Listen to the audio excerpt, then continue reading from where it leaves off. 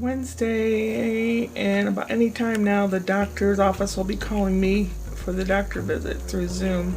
I just got called from someone that gave me the Zoom number.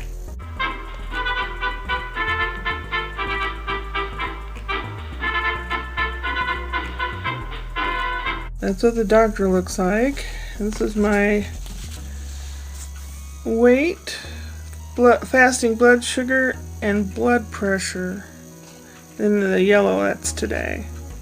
Watching the IT crowd and going to have my supper. I have some things piled in the corner because I didn't know where to put them, thus enabling me to move the organ over just a little bit so it's easier to get in and out to play it. So this couch thing I moved over about the width of those boxes in the corner there. It looks a little different. These boxes here I have to go through. The gray one on top has paints and paint supplies. And I know some of them are half empty or mostly empty, or there's duplicates.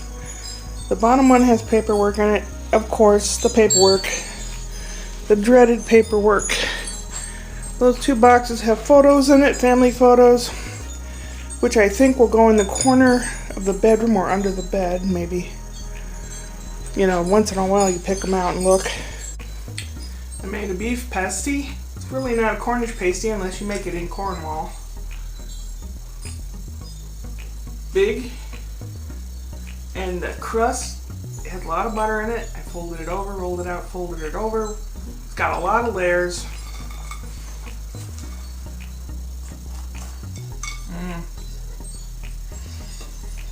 Hang on.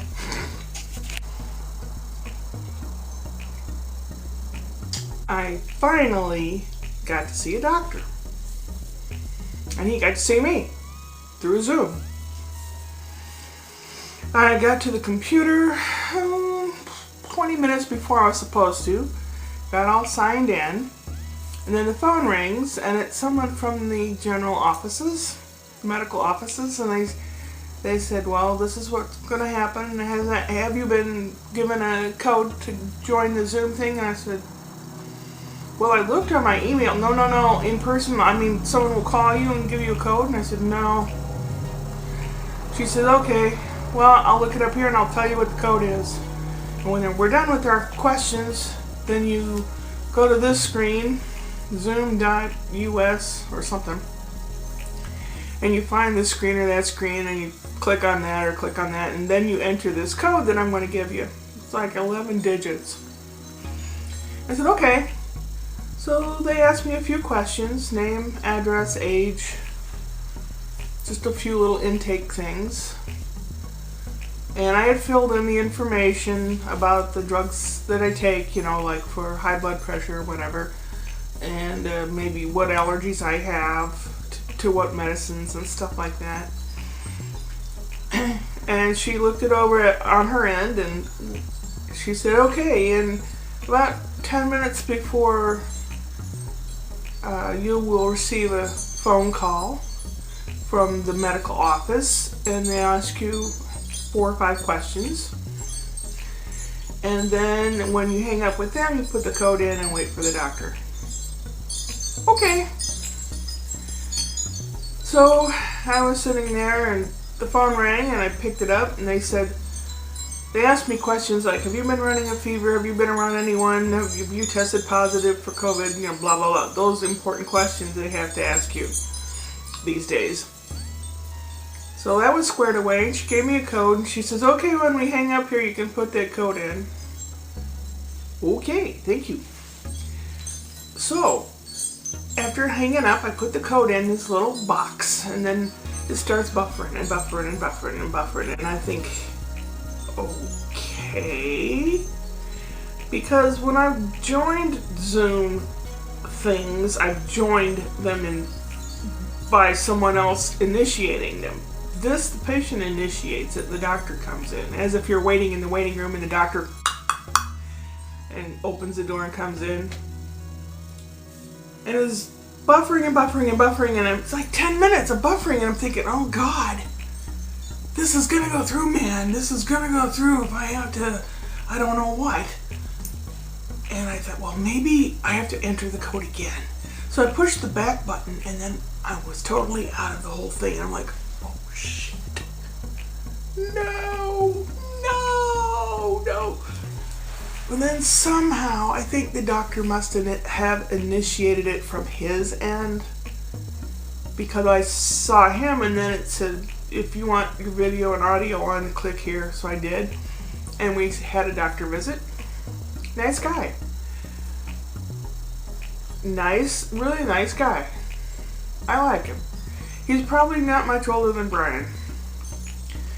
But he knows his stuff. He knows a lot more pharmacology than a lot of doctors that I've seen before. He knows what interacts with what, and they don't use that one anymore, and this is a combination one. What else is it? It's lisinopril, but what's the second word? There's a second word. Started with chlora something. It's a long word.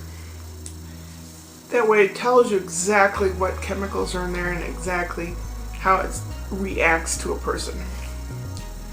So we talked, and he said, well, I do want to see you in a month's time, face to face, so make an appointment at the clinic, or at the hospital for a face to face and blood draw. First of all, he's going to reorder the medicine at Walgreens, about a mile up the street. And once you're taking that for a week to 10 days, more like 10 days, go into the office building where he is. On the first floor is labs, and have labs drawn, in other words, blood drawn. And then make an appointment for 2 weeks after that. Okay? That way they can have as fairly recent as with the medicine started and everything, so they can get a good picture on me. He says that way I can take your blood pressure in person and listen to your heart and lungs and all that stuff. And you're now gonna be established. Like, oh man, wow. Is that good or bad? It's good. It's good to be without in a country like this that's supposed to be a first world country and supposed to care for its citizens by having health care to be provided. There are so many that don't have it, and I just sat there waiting and waiting, watching that buffering wheel, wondering if I'm just gonna be